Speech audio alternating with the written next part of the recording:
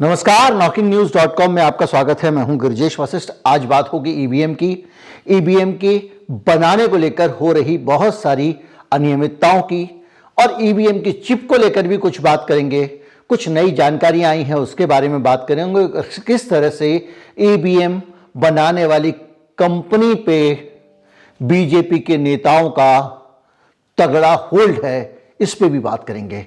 कहीं मत जाइए, चैनल को सब्सक्राइब कर लीजिए। एक्सक्लूसिव जानकारियां होने वाली हैं जो अभी तक आपको कहीं भी देखने को नहीं मिली होंगी। मैं अभी आया।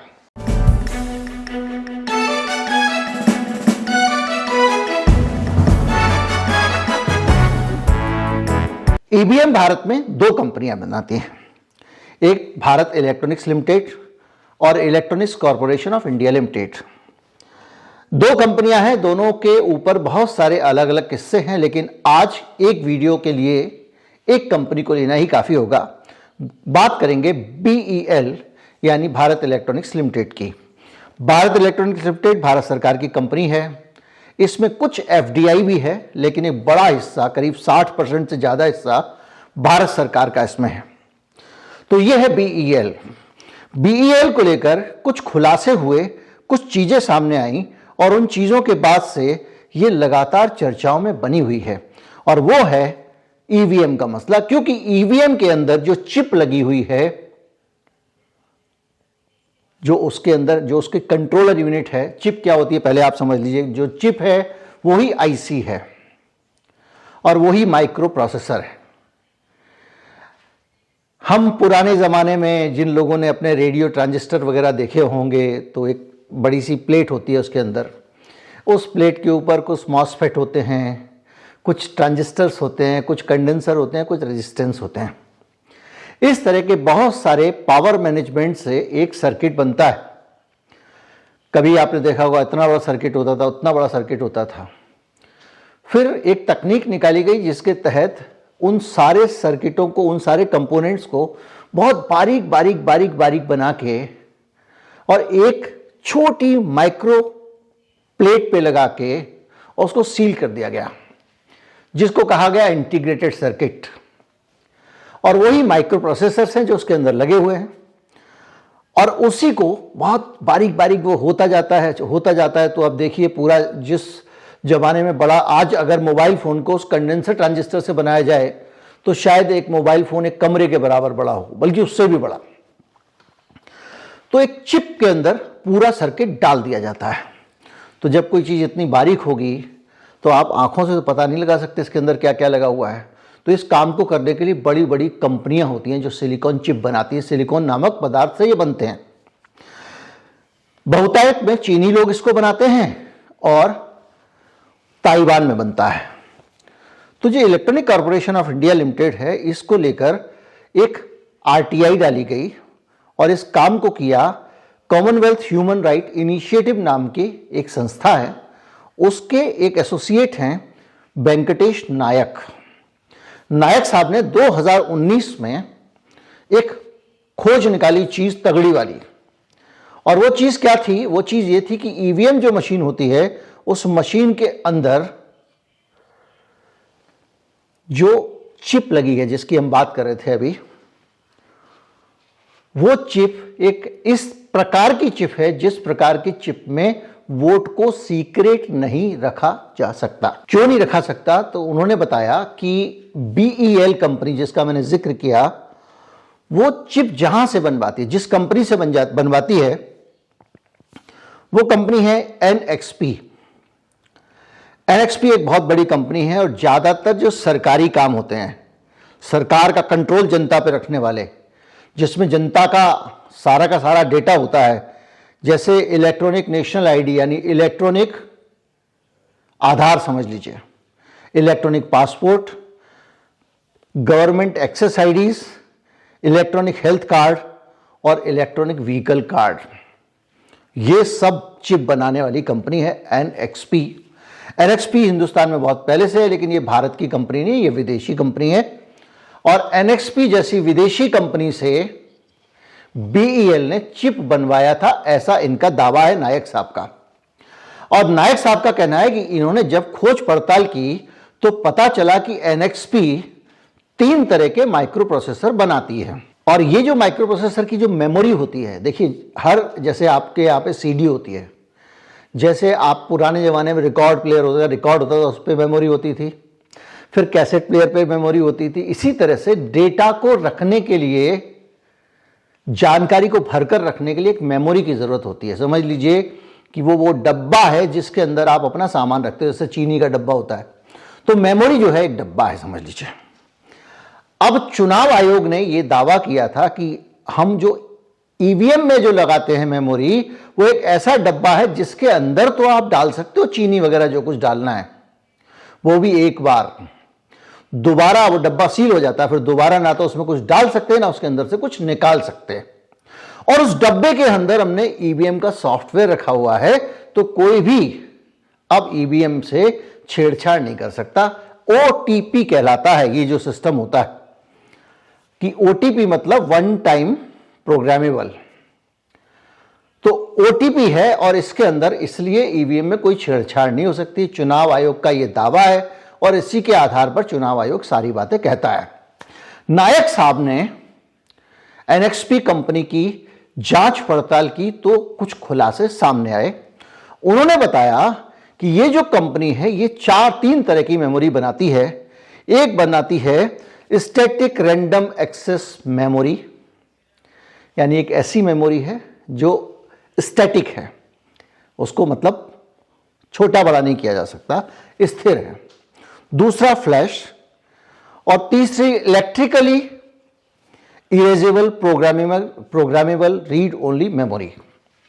ये तकनीकी बातें हैं, लेकिन जो तीनों तरह की मेमोरी बनाती है ये कंपनी, जिस कंपनी से आपने चिप बनवाई है, नायक साहब का दावा था कि ये मेमोरी रीराइटेबल मेमोरी है, ये ओटीपी नहीं है, इसके ऊपर दोबारा डाटा लिखा जा सकता है। यानी एक बार, ये वो डब्बा है जिसको खोल के आप उसके अंदर चीनी डाल सकते हो, मुरब्बा डाल सकते हो, बिस्किट डाल सकते हो, कुकी डाल सकते हो, कुकी निकाल के मुरब्बा डाल सकते हो, आंवले का मुरब्बा निकालकर सेब का मुरब्बा डाल सकते हो।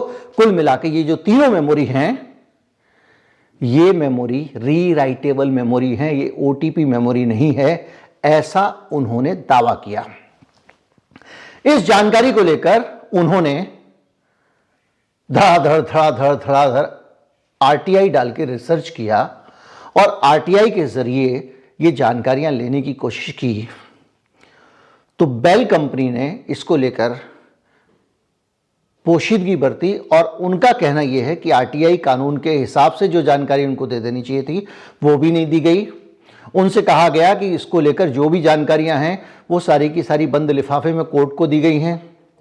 उनसे पूछा गया कि भाई आपने इसका कहीं पेटेंट तो कराया होगा, वो जानकारी भी नहीं दी गई, वगैरह वगैरह। इसमें ज़्यादा डिटेल में जाने का मतलब नहीं है, लेकिन मतलब की बात यह है कि बेल कंपनी जिस कंपनी से मेमोरी खरीदती है वो ओटीपी मेमोरी बनाती ही नहीं है। और चुनाव आयोग का कहना है कि हमारी जो मशीन है ईवीएम, उसके अंदर डाटा दोबारा नहीं लिखा जा सकता, और डाटा दोबारा नहीं लिखा जा सकता, ऐसी व्यवस्था के लिए ओटीपी प्रकार की मेमोरी होनी जरूरी है। वो डब्बा होना जरूरी है जिसमें एक बार रख दो तो दोबारा उसको खोल बंद नहीं किया जा सकता, सील हो जाता है। तो ये पूरी की पूरी कहानी एक निकल के आती है भारत इलेक्ट्रॉनिक्स लिमिटेड की। तो अगर एक कंपनी जो ईवीएम बना रही है, वो ईवीएम ही ऐसी चिप पे बना रही है जिस चिप पे आप वायरस भी डाल सकते हो, फिर कुछ ना कुछ पेगासस जैसा खेल भी कर सकते हो, उसकी प्रोग्रामिंग में भी कुछ कर सकते हो, वीवीपैट की प्रोग्रामिंग में भी कुछ कर सकते हो। ये आशंका इन्होंने खड़ी कर दी, एक सवाल खड़ा कर दिया, और ये 3-4 साल से इस सवाल का जवाब ढूंढ रहे हैं और उनको कोई दे नहीं रहा है। और जब ये सवाल नहीं मिलते हैं तो इस बीच में एक चीज और भी आती है। जिस कंपनी का मैंने जिक्र किया है वो भारत इलेक्ट्रिकल्स लिमिटेड एक सरकारी कंपनी और बड़ी कंपनी है। तो जो भी कंपनी होती है उसमें कुछ इंडिपेंडेंट डायरेक्टर्स होते हैं। अब ये दूसरा घपला सुनिए, कुछ इंडिपेंडेंट डायरेक्टर्स होते हैं। इंडिपेंडेंट डायरेक्टर्स वो लोग होते हैं जो निष्पक्ष हों, ना तो उनका कंपनी में कोई पैसा लगा हो, ना कोई उनका ठेकेदार उस कंपनियों को सप्लाई करता हो, ना उस कंपनी से जुड़े हुए प्रोडक्ट से उनसे जुड़े हुए कुछ लोगों का लाभ या नुकसान हो सकता हो, उनका कोई कर्मचारी भी नहीं होना चाहिए उसके अंदर। तो ये जो पैरामीटर है वो ये है कि कोई कंपनी का किसी का अगर इंडिपेंडेंट डायरेक्टर होगा तो वो ऐसी स्थिति में होना चाहिए कि उसके हित किसी भी तरह से प्रभावित ना होते हो। बीईएल के 7 इंडिपेंडेंट डायरेक्टर्स हैं जो उसकी वेबसाइट ने सूचना दी है। इन 7 इंडिपेंडेंट डायरेक्टर्स में से जो स्वतंत्र निदेशक हैं उनमें 4 डायरेक्टर ऐसे हैं जिनमें ईवीएम बनाने वाली, वीवीपैट मशीन बनाने वाली कंपनी के हित जुड़े हो सकते हैं। यानी इन लोगों के ईवीएम से हित जुड़े हुए हैं और ईवीएम ये कंपनी बनाती है और ये उस कंपनी के डायरेक्टर हैं। 4 लोग, 7 में से 4 लोग। अब ये कौन लोग हैं तो मैं आपको बताता हूं। मनसुख भाई, समजी भाई खचारिया, ये इंडिपेंडेंट डायरेक्टर हैं, 61 साल के हैं और ये राजकोट डिस्ट्रिक्ट के बीजेपी के प्रेसिडेंट हैं और क्लासिक कॉटन नाम की एक कंपनी में ये काम करते हैं, उसके डायरेक्टर हैं। और ये बीजेपी के जो पदाधिकारी हैं इनको भारत इलेक्ट्रिकल्स में डायरेक्टर बनाया हुआ। जो कंपनी ईवीएम बनाती है, ईवीएम की चिप खरीद फरोख्त, उसके सीक्रेट, बहुत सारी चीजें जिस कंपनी के पास रहती हैं, उसके 7 में से 4 इंडिपेंडेंट डायरेक्टर इंडिपेंडेंट नहीं है, वो बीजेपी के हैं, जिस बीजेपी के ईवीएम से हित जुड़े हुए हैं। ये पहला नाम था। दूसरा नाम है शिवनाथ यादव। शिवनाथ यादव 64 साल के हैं और ये पोस्ट ग्रेजुएट हैं और इन्होंने पीएचडी भी की हुई है।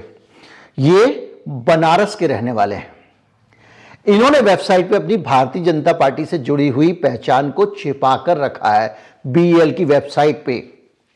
इससे भी पता चलता है कि अंदर ही अंदर नियत क्या रही होगी। शिवनाथ यादव भारतीय जनता पार्टी के प्रदेश उपाध्यक्ष हैं, उत्तर प्रदेश के। यूपी बीजेपी का प्रदेश उपाध्यक्ष, ईवीएम बनाने वाली कंपनी में इंडिपेंडेंट डायरेक्टर है। ऐसे 4 लोग हैं। और आ जाइए, इसके अलावा डॉक्टर पार्थ सारथी।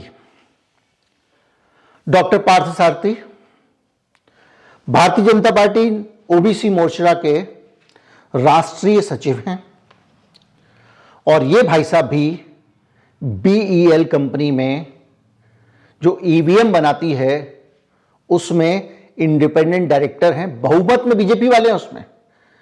7 में से 4 इंडिपेंडेंट डायरेक्टर बीजेपी से आते हैं, ये तीसरे हैं। और इनका जो बैकग्राउंड है वो नेशनल सेक्रेटरी हैं मोर्चा के और जनवरी 2021 में इनको बनाया गया था। और ये मीडिया पैनलिस्ट भी हैं अलग अलग चैनल में जो इन्होंने देखा हुआ है और तिरुपति असेंबली के बीजेपी के इंचार्ज रहे हैं और इसके साथ साथ वाइस प्रेसिडेंट भी रहे हैं। इनका जो परिचय वेबसाइट पे पड़ा हुआ है बीईएल की इंडिपेंडेंट डायरेक्टर के तौर पे, उसमें इनकी पॉलिटिकल कनेक्शन का जिक्र छिपा लिया गया है।